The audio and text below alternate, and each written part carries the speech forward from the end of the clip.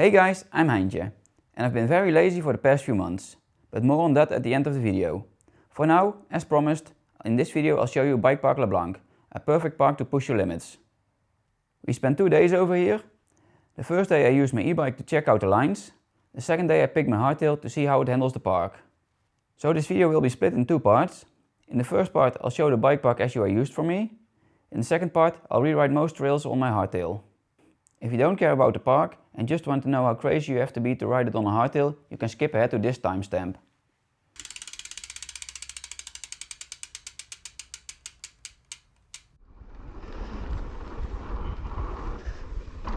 By now, you might be used to me starting with the easiest lines. In Lac Blanc, the easiest lines are rated green. As you might expect, they are easy to come down. However, unlike in La Bresse, here they are quite fun for the more experienced riders. With a bit of speed, you'll find some jumps or challenging twisting sections. Making these trails good for the warm-up runs, or even better, race down as the one more trail at the end of the day. For the rest, there isn't much to say about the green trails, so instead, let me talk about the subscribe option. I know I haven't been very active with posting videos lately, however, I still dream of reaching the 1000 subscribers one day, hopefully within this year. So if you feel like watching my videos isn't a waste of time, please hit that subscribe button. I truly appreciate your effort. While the green runs are good for warming up, I think the blue one is better, at least for me. Just a bit more work while still being easy. In the bottom part it also has some more technical terrain. That's just a weird way of saying there are some exposed roots and rocks. But before you get there, you'll encounter this feature. I'm not sure how to call it. Anyway, it's quite tricky. If you just roll over it, your chainring will hit the rock, or in my case, the cradle of the motor. In order to prevent this, you'll have to slightly lift your rear wheel as you go over it. However, you also have to drop off the rock, which means you have a very small window to move your weight from your front wheel to your rear. Time to turn it up a notch and hit some red lines. The first one is called Flow. 90% of this trail are sharp turns with some roots, or a nice gradient. Not that much flow as the name implies, but due to the sheer length, it's a great trail to practice cornering and with that improve your overall riding. For the other 10%, well, it starts with a gap jump. You get to see this one from the lift, so every time you go up you get the chance to study the jump, which meant I was feeling confident enough to hit it first try. A bit of a case. Even though the jump doesn't look that hard, the issue is, at least for me, in order to make it, you have to commit 2 turns before the jump. So while I'm still processing the turns, I'm already have to focus on the jump. This turned out to be harder than expected, so for the rest of the day I didn't dare to go for this jump anymore. One more mention-worthy section in this trail, a few rock features, pretty blind, so on the first run I went around them, deciding that I could go for them next run, and I did. I don't think I hit them so bad or anything, but somehow I broke a spoke here, and later on, somewhere, I don't even know where, I broke a second spoke. Good thing my wheel has 32 of them.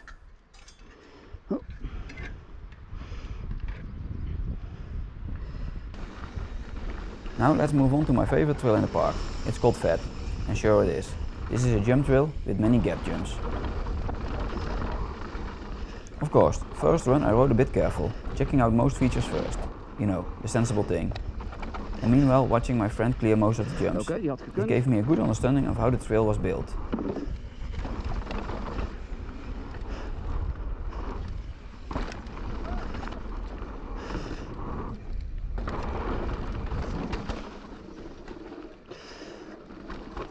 Okay. At this point my friend shouted that he couldn't remember what was coming, but he had the confidence to follow and just clear a decent sized gap blind on my first run. This trail is so much fun, at least if you have the skills and confidence to jump most of the jumps. So of course we rode this one multiple times as well, each run clearing some more jumps than the run before.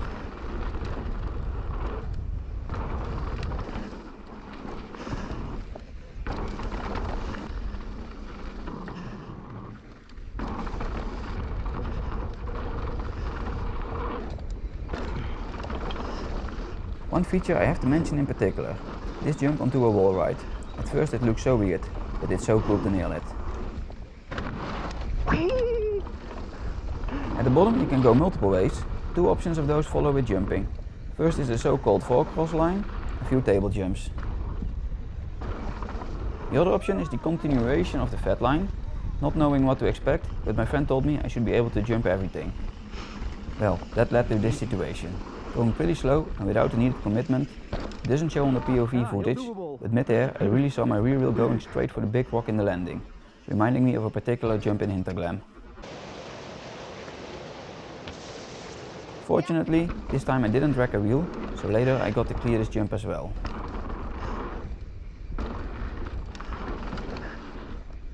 Now let's move on to my favorite trail in the park. It's called the Roots. This is mostly a natural trail with some man-made features to spice it up a bit.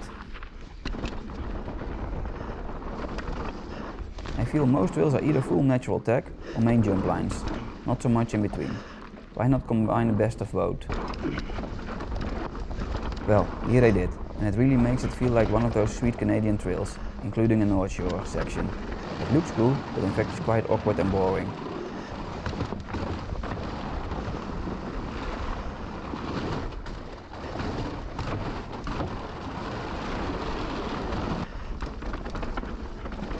Now, let's show a few of those features, a couple of drops and some small gap jumps.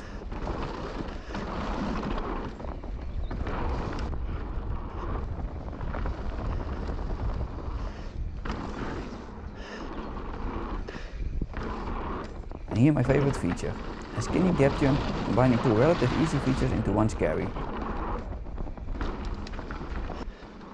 And as I already told, all of this is linked up by rock and root sections. Not the hardest line, so you can build up a lot of speed here.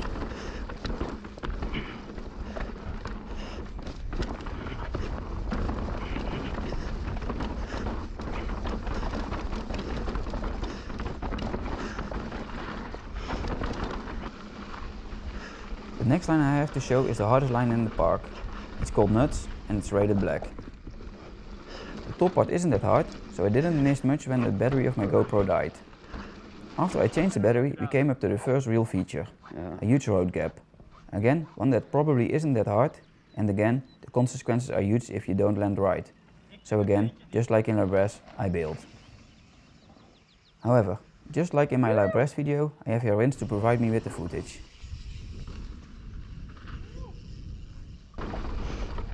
Now for the bottom part of this trail. Here it gets technical.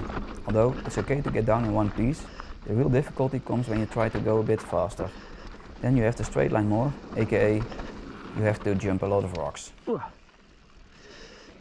Sure, there are a few tricky sections, some of them quite easy once you know what's behind them, others might end up badly if you're not careful.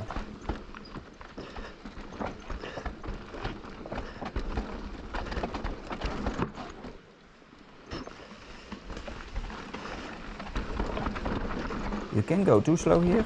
You'll need a bit of momentum to get over most of the rocks, but if you take your time, these black tech trails aren't impossible.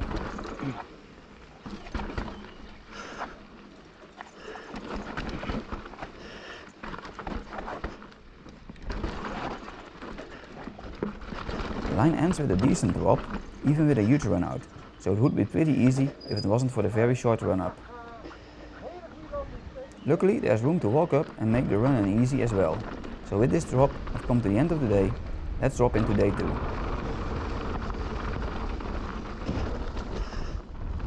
Now let's take out the hardtail and see if that's fun or torture.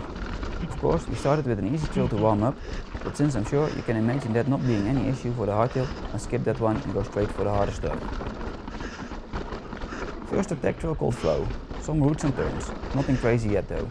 So riding it on the hardtail wasn't an issue, it even felt just as fast as on the fully. Only big difference was how hard it was on my arms and legs. This time I really had to take a few more rests.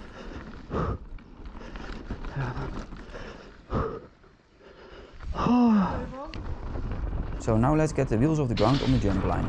Here it really helped me that I've done most of the jumps before on the e-bike, so it was pretty easy to repeat the successes of the day before on the diehard bike.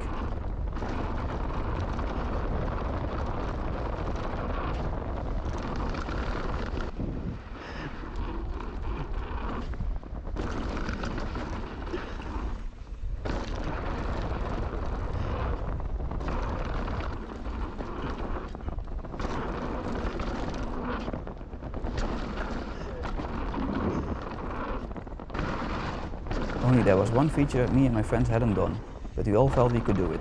A step down followed up by a table, so we went for it.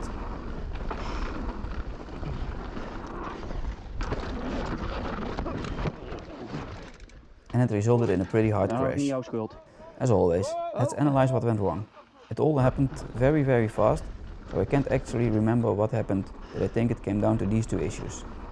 First of all, when I landed, I think my finger slipped off the front brake, making me go into the turn way faster than I wanted, something that I might have been able to handle if only I would look further ahead. My friend having an issue for himself was definitely not the reason I crashed. I was way too focused on avoiding the tree. I really didn't want to hit it, even with the crash pad. So by the time I noticed him, I already started my crash. I am happy that he was able to pull his bike aside just in time. And even though it was a hard crash, it didn't hurt at all. So there's only one thing you can do after a crash like this: get your revenge. Better to do the feature again straight away, just to remind yourself that you can do it. In this case, that was our next run of the trail. This time I did not crash, although I was a bit scared to repeat the previous time and therefore went a bit slower, resulting in a case. A case so bad a spoke pierced the rim tape. Something not easy to fix, so my time on the hardtail has come to an abrupt end.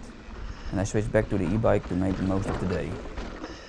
One of the privileges of editing is that you don't have to use the footage in order. So before the rim tape piercing case, I wrote some of the other trails on the hardtail. Beginning with Nuts, the technical black line. Everything I said during the first section of this video shows here. If you just take it slow, it's not that impossible. Only being on the hardtail makes you realize even more how precise you have to be on a race line like this. Small mistakes at speed can have huge consequences. As you can see, I still wrote almost everything, only even slower this time, making sure I picked the smoothest lines. Only on this section I opted for the ride around. Once you get over the ledge, there's a sharp rock looking very keen to wreck your rear wheel. And with no suspension, I bailed and went for the chicken way.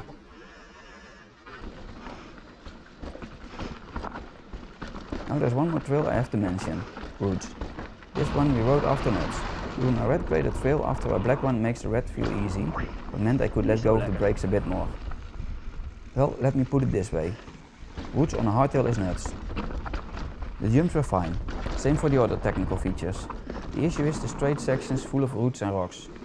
These were really hard work to keep the bike under control.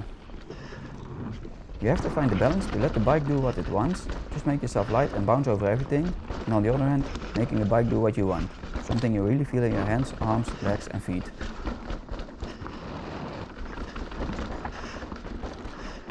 Time to conclude the video.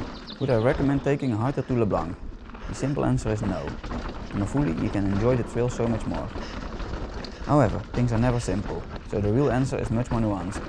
Yes, the hardtail is rough, but it is also so much fun in its own way.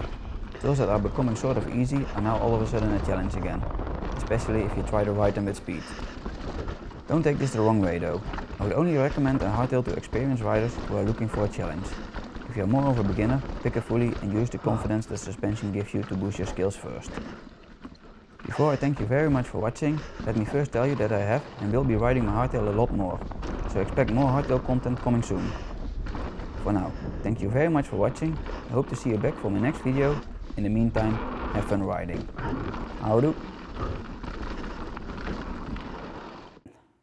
So now let's address my 4-month sabbatical. Somehow I wanted to make videos, but I just couldn't get myself to do it. I had to be already outside for my work all day, and as you might know, we had a hot summer in Europe. So when I got a day off, all I wanted to do was stay inside, not going outside to ride my bike. And since I wasn't riding my bike, I wasn't into mountain biking that much, so I wasn't really keen on making videos. But don't worry, I have been riding my bikes a lot in the last couple of months, so I do have a lot of footage and stories to tell. Also now I do have more time to go outside and ride my bike. So I want to thank everyone for staying subscribed during my absence, or even subscribing to my channel. I really hope you enjoyed this video, and I hope to see you back for the next. And once again, houdoe!